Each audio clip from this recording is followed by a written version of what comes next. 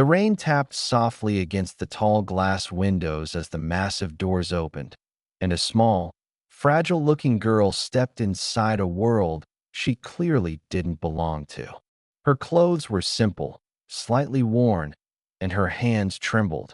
But her eyes held something that didn't match her age. Determination. Fire. Fearlessly, she walked forward, past armed guards who exchanged confused glances, unsure whether to stop her or laugh. At the far end of the room, seated like a king surrounded by power and silence, was the mafia boss. His expensive suit, his calm posture, and the cold expression on his face made it clear this was a man no one dared to challenge. Yet she kept walking until she stood right in front of him. "I know who you are," he said slowly, his voice deep and amused. "But you, who let you in here?" The girl swallowed, gathering every ounce of courage inside her. "Free my mother, and I'll cure your son." For a second, there was silence. Then suddenly, the room erupted in laughter. The guards smirked, some even whispering to each other.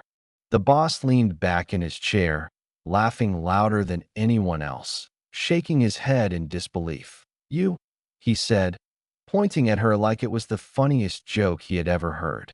"You think you can cure my son? Do you even know how many doctors have failed? The best in the world couldn't save him." Her voice didn't shake this time. "They don't understand what's wrong with him." That made the boss pause, just slightly. The laughter faded a bit as he narrowed his eyes. "And you do?" She nodded. "But I won't help you, unless you free my mother first." The temperature in the room seemed to drop. The guards went silent. No one spoke to him like that. No one made demands. The boss leaned forward, his face now serious, dangerous. "Do you even understand who you're talking to?" "Yes," she replied quietly. "A father who was about to lose his son." That hit harder than anything else. His jaw tightened. For a moment, the powerful man looked human, angry, but also afraid. He stood up slowly, towering over her. "If this is some kind of trick," he warned. "It's not," she interrupted, her eyes locking with his. "Bring me to him." Something about her confidence unsettled him. Against his own instincts, he gestured to his men. "Take her." Moments later, they entered a dimly lit room where machines beeped softly. On the bed lay a young boy, pale, barely breathing, surrounded by medical equipment. Tubes, wires, evidence of countless failed attempts to save him. The girl stepped closer, her expression changing completely. The fear was gone. Now she looked focused, almost like a different person. She gently placed her hand on the boy's wrist, closing her eyes. The guards exchanged skeptical looks. The boss stood in the corner, arms crossed, watching every move, ready to explode if this turned into another disappointment. Seconds passed. Then a minute.